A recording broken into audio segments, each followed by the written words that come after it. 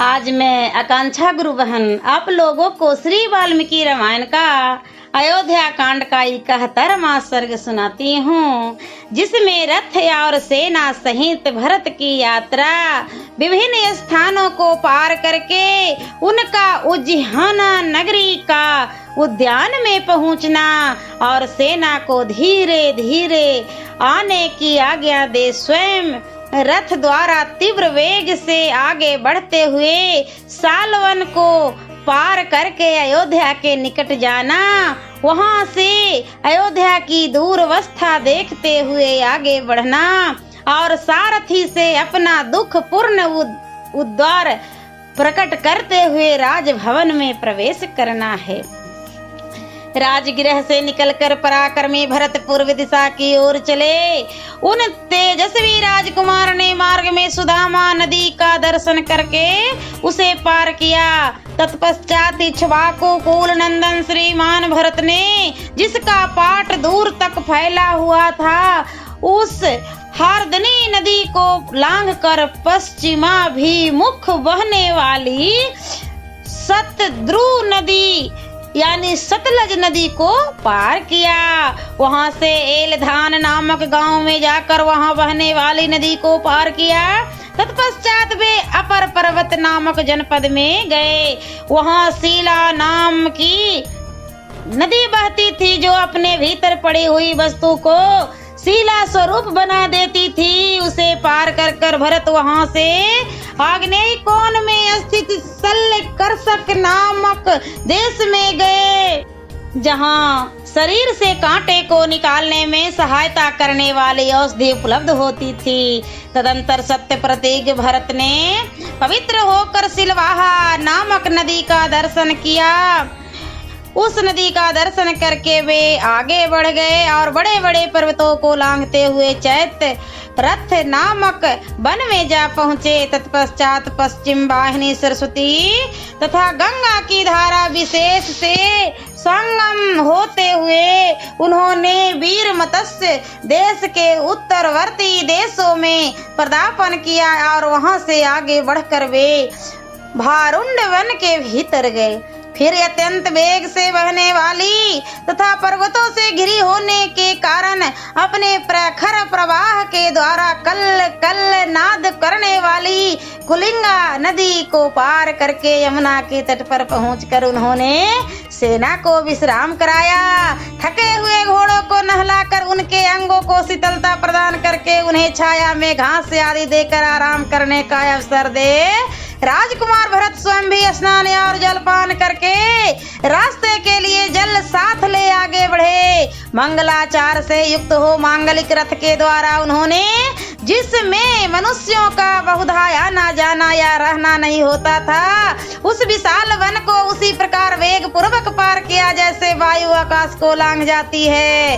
तत्पश्चात अंशुधान नामक ग्राम के पास महानदी भगीरथी गंगा को दुस्तर जानकर रघुनंदन भरत तुरंत ही प्रागवट नाम से विख्यात नगर में आ गए। प्रागवट नगर में गंगा को पार करके वे कुटी कोष्टिक का नाम बाली नदी को तट पर आए और सेना सहित उसको भी पार करके धर्मवर्धन नामक ग्राम में जा पहुँचे।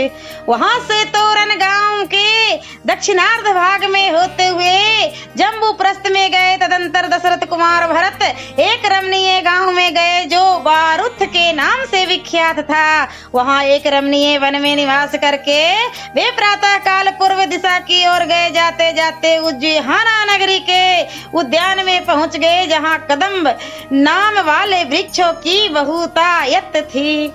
उन कदम्बों के उद्यान में पहुंचकर अपने रथ को शीघ्रगामी घोड़ों को जोतकर सेना को धीरे धीरे आने की आज्ञा दे भरत तीव्र गति से चल दिए।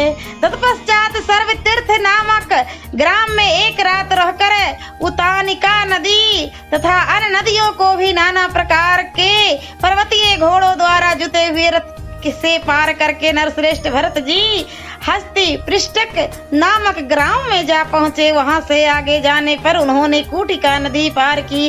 फिर लोहित नामक ग्राम में पहुंचकर कपिवती नामक नदी को पार किया।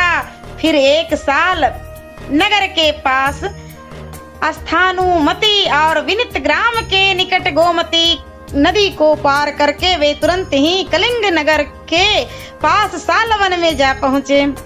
वहां जाते जाते भरत के घोड़े थक गए, तब उन्हें विश्राम देकर वे रातों रात शीघ्र ही सालवन को लांघ गए और अरुणोदय काल में राजा मनु की बसाई हुई अयोध्यापुरी का उन्होंने दर्शन किया। पुरुष सिंह भरत मार्ग में 7 रात व्यतीत करके 8वें दिन अयोध्यापुरी का दर्शन कर सके थे। सामने अयोध्यापुरी को देखकर वे अपने सारथी से इस प्रकार बोले, सूत, पवित्र उद्यानों से सुशोभित यह यशस्विनी नगरी आज मुझे अधिक प्रसन्न नहीं दिखाई देती है। यह वही नगरी है जहाँ निरंतर यज्ञ याग करने वाले गुणवान और वेदों से पारंगत विद्वान ब्राह्मण निवास करते हैं, जहाँ बहुत से धनियों की भी बस्ती है तथा राजर्षियों में श्रेष्ठ महाराज दशरथ जिसका पालन करते हैं। वही अयोध्या इस समय दूर से सफेद मिट्टी के ढूह की भांति दिख रही है। पहले अयोध्या में चारों ओर नर नारियों का महान तुमुल नाद सुनाई पड़ता था, परंतु आज मैं उसे नहीं सुन रहा हूँ। सायंकाल के समय लोग उद्यानों में प्रवेश करके वहाँ क्रीड़ा करते और उस क्रीड़ा से निर्वृत्त होकर सब ओर अपने घरों की ओर दौड़ते थे। अतः उस समय इन उद्यानों की अपूर्व शोभा होती थी, परंतु आज ये मुझे कुछ और ही प्रकार के दिखाई देते हैं। वे ही उद्यान आज कामी जनों से परित्यक्त होकर रोते हुए से प्रतीत होते हैं। सार्थ है, यह पुरी मुझे जंगल सी जान पड़ती है। अब यहाँ पहले की भांति घोड़ों, हाथी तथा दूसरी सवारियों से आते जाते हुए श्रेष्ठ मनुष्य नहीं दिखाई दे रहे हैं। जो उद्यान पहले मदमत्त और आनंद मग्न भ्रमरों, कोकिलों और नर नारियों से भरे प्रतीत होते थे तथा लोगों के प्रेम मिलन के लिए अत्यंत गुणकारी थे, उन्हीं को आज मैं सर्वथा आनंद शून्य देख रहा हूँ। वहाँ मार्ग पर वृक्षों के जो पत्ते गिर रहे हैं, उनके द्वारा मानो वे वृक्ष करुण क्रंदन कर रहे हैं। राग युक्त मधुर कलरव करने वाले मतवाले मृगों और पक्षियों का तुमुल शब्द अभी तक नहीं सुनाई पड़ रहा है। मुझे अनेक प्रकार के अनिष्टकारी, क्रूर और अशुभ सूचक अपशगुन दिखाई दे रहे हैं, जिससे मेरा मन खिन्न हो रहा है। सारथे, इससे प्रतीत होता है कि इस समय मेरे बांधवों को कुशल मंगल सर्वथा दुर्लभ है। तभी तो मोह का कोई कारण न होने पर भी मेरा हृदय बैठा जा रहा है।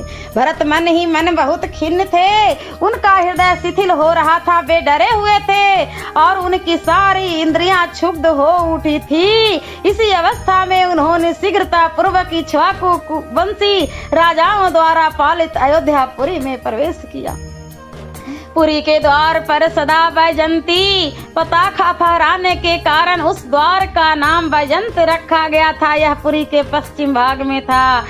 उस बैजंत द्वार पर से भरत पुरी के भीतर प्रविष्ट हुए। उस समय उनके रथ के घोड़े बहुत थके हुए थे।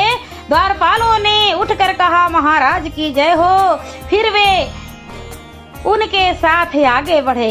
भरत का हृदय एकाग्र नहीं था, वे घबराए हुए थे। अतः उन रघुकुल नंदन भरत ने साथ आए हुए द्वारपालों को सत्कार पूर्वक लौटा दिया और कैकेयी राज अश्वपति के थके मांदे सारथी से वहाँ इस प्रकार कहा, निष्पाप सूत, मैं बिना कारण ही इतनी उतावली के साथ क्यों बुलाया गया?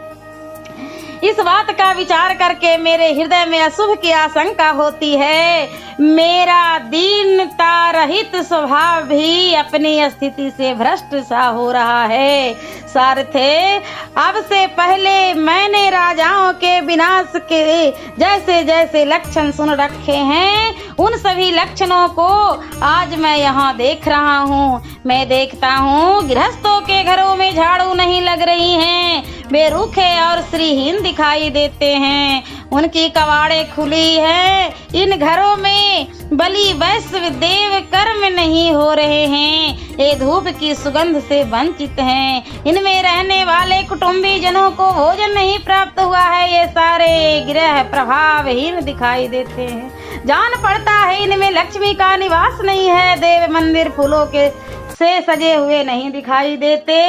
इनके आंगन झाड़े बुहारे नहीं गए हैं, ये मनुष्यों से सूने हो रहे हैं, अतएव इनकी पहली जैसी शोभा नहीं हो रही है। देव प्रतिमाओं की पूजा बंद हो गई है, यज्ञशालाओं में यज्ञ नहीं हो रहे हैं, फूलों और मालाओं के बाजार में आज बिकने की कोई वस्तुएं नहीं शोभित हो रही हैं। यहाँ पहले के समान बनिए भी आज नहीं दिखाई देते। चिंता से उनका हृदय उद्विग्न जान पड़ता है और अपना व्यापार नष्ट हो जाने के कारण वे संकुचित हो रहे हैं। देवालय और चैत्य वृक्षों पर जिनका निवास है, वे पशु पक्षी दीन दिखाई दे रहे हैं। मैं देखता हूँ नगर के सभी स्त्री पुरुषों का मुख मलिन है, उनकी आंखों में आंसू भरे हुए हैं और वे सब के सब दीन, चिंतित, दुर्लभ तथा उत्कंठित है। सारथी से ऐसा कहकर अयोध्या में होने वाले उन अनिष्ट सूचक चिन्हों को देखते हुए भरत मन ही मन दुखी हो राजमहल में गए। जो अयोध्यापुरी कभी देवराज इंद्र की नगरी के समान शोभा पाती थी, उसी के चौराहे, घरों और सड़कें आज सूनी दिखाई देती थी तथा दरवाजों की किवाड़े धूल धूसर हो रही थी। उनकी ऐसी दुर्दशा देख भरत पूर्णतः दुख में निमग्न हो गए। उस नगर में जो पहले कभी नहीं हुई थी, ऐसी अप्रिय बातों को देखकर महात्मा भरत ने अपना मस्तक नीचे को झुका लिया। उनका हर्ष छिन गया और उन्होंने दीन हृदय से पिता के भवन में प्रवेश किया। सियावरे रामचंद्र की जय। और मैं अगले वीडियो में अयोध्या कांड का 72वां सर्ग सुनाऊंगी।